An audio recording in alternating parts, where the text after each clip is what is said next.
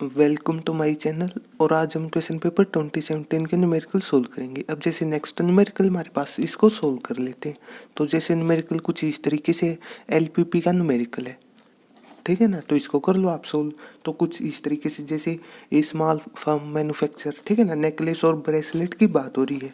तो यहीं पर समझ जाओ कोई दो वेरिएबलों की बात होगी। इसके बाद the total number of necklace and bracelet, ठीक है ना, it can be handle per day is at most 24। इस एटमोस्ट वर्ड का मतलब पता होना चाहिए आपको, ज़्यादा से ज़्यादा, सही है, ठीक है ना। अब इसके बाद किस तरीके से इस it takes 1 hour to make a bracelet and half an hour, फिर टाइम की बात हो रही है। ये वर्ड देख करके तो टाइम की बात आएगी, ठीक है ना, आवर के हिसाब से। अब इसके बाद, ठीक है ना, the maximum number of hours available. देखो एक कंडीशन तो ये लग गई कि मैक्सिमम नंबर, मतलब इस तरीके के वर्डों पर नज़र रखा करो। और एक ये दो कंडीशन की न्यूमेरिकल में बात हो चुकी है, सही है। उसके बाद if the profit on A bracelet, ठीक है ना, प्रॉफिट दिया हुआ है नेकलेस पर भी, ठीक है। उसके बाद, ठीक है ना, फॉर्मुलेट करनी है हमने LPP for finding how many each should be produced, ठीक है ना, टू मैक्सिमाइज द प्रॉफिट को मैक्सिमाइज करना है, सही है। तो अब कर लो पुट। और एक और कंडीशन दी हुई है, it is being given that at least one of each must be produced, ठीक है ना। तो डायरेक्टली दो वेरिएबल की बात हो रही है, नेकलेस और ब्रेसलेट के लिए लेट कर लो आप, सही है। तो कुछ इस तरीके से, ठीक है ना। तो सिंपली लेट कर लो आप दो वेरिएबल, तो एक्स और एक वाई मान लिया, ठीक है ना।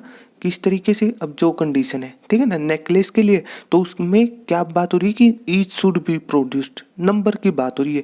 लेट एक्स बी, नंबर भी कह सकते हो आप, नंबर ऑफ नेकलेस कह सकते हो डायरेक्टली, ठीक है ना, नंबर ऑफ नेकलेस, इस तरीके से।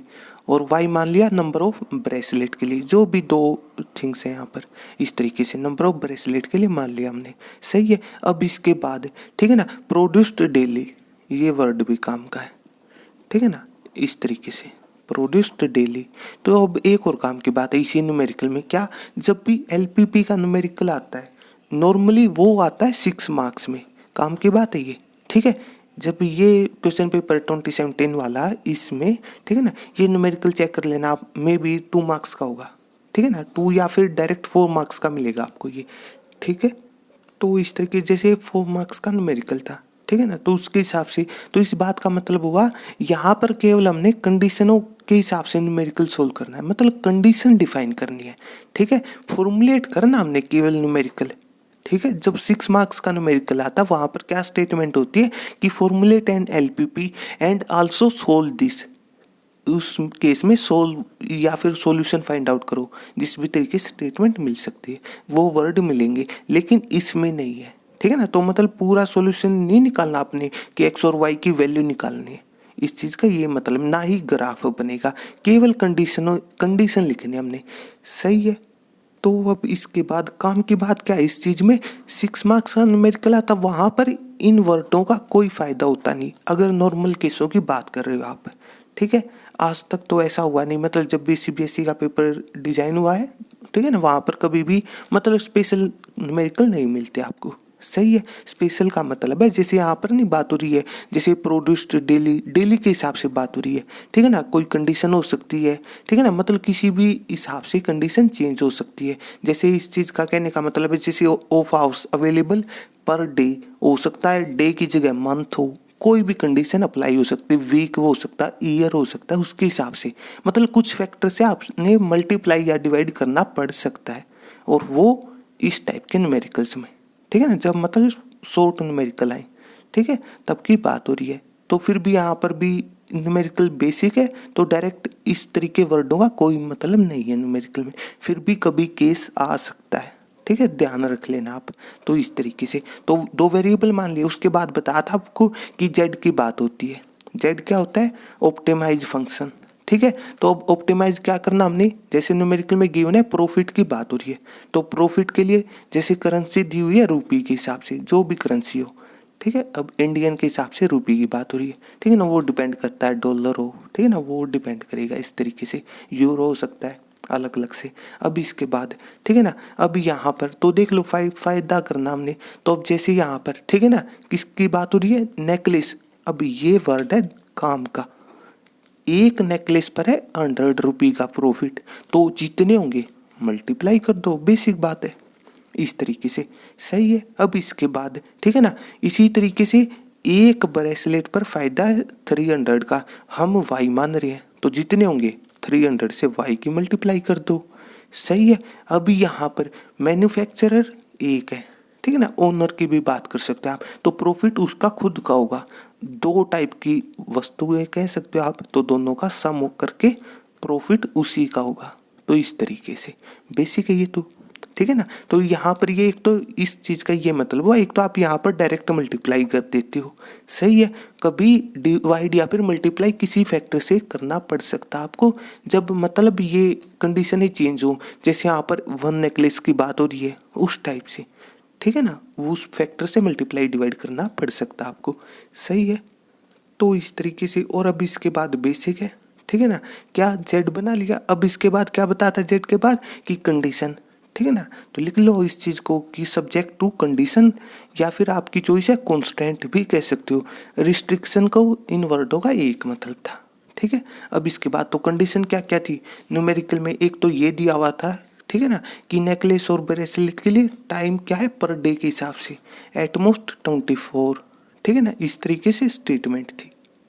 तो जैसे यहाँ पर टाइम की नहीं बात हो रही है, ठीक है ना, मतलब क्या है कि दी टोटल नंबर नेकलेस और ब्रेसलेट के, ठीक है ना, that it can handle per day at most 24।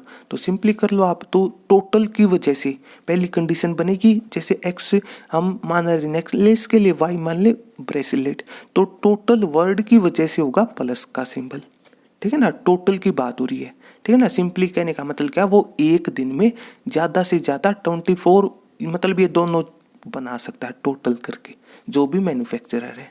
तो इस तरीके से स्टेटमेंट है। तो एटमोस्ट का मतलब होता है ज़्यादा से ज़्यादा, तो इसी वजह से ये वर्ड आएगा, ठीक है ना। इस तरीके से मतलब ये कंडीशन अप्लाई होगी, ठीक है। लेस देन इक्वल टू मतलब ज़्यादा से ज़्यादा, इस चीज़ का मतलब हुआ 24 भी इंक्लूड होगा, और बी का मतलब इक्वल का साइन, इक्वेट। तो इस तरीके से, ठीक है, एक कंडीशन हो गई। इसी तरीके से आगे देख लो आप, एक कंडीशन ये दी थी मैक्सिमम, इस तरीके वर्ड मिलेंगे, एट मोस्ट हो गया, at least, maximum, less than, जो भी इस तरीके वर्ड मिलेंगे आपको जहाँ से कंडीशन की बात चलती है, ठीक है। तो इस तरीके से, तो अब जैसे एक कंडीशन ये रही कि मैक्सिमम नंबर ऑफ आवर्स, तो इसके हिसाब से टाइम की बात बताई थी आपको, ठीक है। अवेलेबल पर डे इज 16, ठीक है ना, तो टाइम कितना है पर डे के हिसाब से 16 आवर्स अवेलेबल है, ठीक है। तो इस तरीके से, और उससे पहले एक ये भी था कि it takes 1 hour to make a bracelet, ठीक है ना। 1 आवर तो लग रहा है ब्रेसलेट के ऊपर, और हाफ एन आवर लग रहा है किसके ऊपर, नेकलेस के ऊपर, ठीक है। तो मतलब एक टाइम की कंडीशन बना लो, तो इस चीज़ का मतलब जितने भी हैं, ठीक है ना, उससे मल्टीप्लाई कर दो, सिंपल सी बात है। तो जैसे ब्रेसलेट पर लग रहा है 1 आवर, अब आपकी चॉइस है, इसको आवर में भी कन्वर्ट कर सकते हो या फिर मिनट में, आपके ऊपर है, ठीक है। इस चीज़ का मतलब जैसे सिंपली, अब जैसे आवर के हिसाब से बात कर लो, तो 1 आवर ब्रेसलेट, और ब्रेसलेट के लिए हमने वाई माना था, तो वाई इंटू में 1 हो जाएगा, ठीक है ना, वाई इंटू में 1 हो जाएगा। इस तरीके से लिख सकते हो इस बात को, सही है। बीच में प्लस का साइन क्यों, क्योंकि टाइम लगेगा दोनों पर, ठीक है, दोनों की बात हो रही है इस वजह से, ठीक है। अब इसके बाद हाफ आवर की बात हो रही है, न्यूमेरिकल में हाफ एन आवर की बात हो रही है नेकलेस, और नेकलेस के लिए हमने एक्स माना था, तो एक्स की मल्टीप्लाई कर दो आप हाफ के साथ, तो जैसे क्या हो जाएगा 1/2, इस तरीके से हाफ के लिए, सही है। और इसके बाद हमारे पास जो अवेलेबल टाइम है पर डे इज 16, ठीक है ना, तो वही बात यहाँ पर होगी, ज़्यादा से ज़्यादा 16 आवर्स, तो सेम बात ये हो जाएगी ज़्यादा से ज़्यादा की वजह से, ठीक है ना। मतलब इतना अवेलेबल टाइम हमारे पास, तो मतलब 16 भी तो है ना, मतलब 16 आवर्स भी अवेलेबल होंगे, और वही इक्वल का साइन यहाँ पर आ जाएगा, सही है। तो इस तरीके से, ठीक है ना। हाँ, चाहो तो आप ये भी लिख सकते हो, नॉर्मली लिखते नहीं, मतलब आवर की बात हो रही है, HR से रिप्रेजेंट कर सकते हो, या फिर इस तरीके से आपके ऊपर है, मतलब टाइम की बात हो रही है इस कंडीशन में, जिस भी तरीके से न्यूमेरिकल कंडीशन बना लो, सही है, इस तरीके से, ठीक है। अब ये न्यूमेरिकल, लेकिन और बेसिक न्यूमेरिकलों में क्या होता है इसके बाद कि एक्स और वाई, ठीक है ना, नॉर्मल केसों में ये मिलता है आपको, मतलब इस तरीके से, सही, मतलब या तो x जीरो होगा दोनों, या फिर दोनों प्लस के होंगे। तो इस चीज का मतलब होता है, सिंपल सी बात है, फर्स्ट क्वाड्रेंट में आंसर होता है, सिंपल सी बात है। या फिर ये बात कर लो ना आप कि प्रॉफिट की बात हो रही है, प्रॉफिट, तो प्रॉफिट या तो जीरो हो सकता है, ठीक है ना, प्रॉफिट कम से कम तो जीरो होगा ना, जीरो से नीचे चला गया मतलब नेगेटिव, नेगेटिव में प्रॉफिट नहीं होगा, लॉस होगा, ये काम की बात है। तो इसलिए इन चीजों का बेसिक बात है, ये चीजें आप समझ सकते हो, बेसिक न्यूमेरिकल में ये होते हैं। लेकिन अब वही है, न्यूमेरिकल बेसिक तरीके से तो चला नहीं था, मतलब 6 मार्क्स का नहीं है, 4 मार्क्स का है। तो मतलब कंडीशन, और एक कंडीशन ये दे दी, इसलिए आप कह सकते हो थोड़ा सा स्पेशल न्यूमेरिकल है, ठीक है। इस कंडीशन को पढ़ लो, क्या है कि it is being given that at least one of each must be produced, कि कम से कम एक तो प्रोड्यूस होगा ही होगा, कम से कम, मतलब एक तो होगा, और एक से ज्यादा कितने भी हो सकते हैं। तो इस चीज का मतलब कह दो इस चीज को देख करके, ठीक है ना, क्या कि एक्स और मतलब इस तरीके से दोनों के दोनों कम से कम वन, ठीक है ना, दोनों की बात हो रही न्यूमेरिकल में, एटलीस्ट ऑफ ईच ऑफ, ठीक है ना, वन ऑफ ईच, ठीक है ना, इस वजह से, या फिर बोथ भी हो सकता है इस जगह, ठीक है ना। तो इस तरीके मतलब कम से कम एक, और कम से कम का मतलब इक्वल का साइन आएगा, बात खत्म। तो इस तरीके से बस इन वर्डों का ध्यान रखो आप, तो ये कंडीशन है। तो इस तरीके न्यूमेरिकल का सॉल्यूशन रहेगा, सही है। इससे आगे नहीं सोल्व करना हमने, क्यों, क्योंकि न्यूमेरिकल में केवल ये था कि फॉर्मुलेट करना है, मतलब केवल कंडीशन फाइंड आउट करनी है हमने, ये काम की बात है, ठीक है।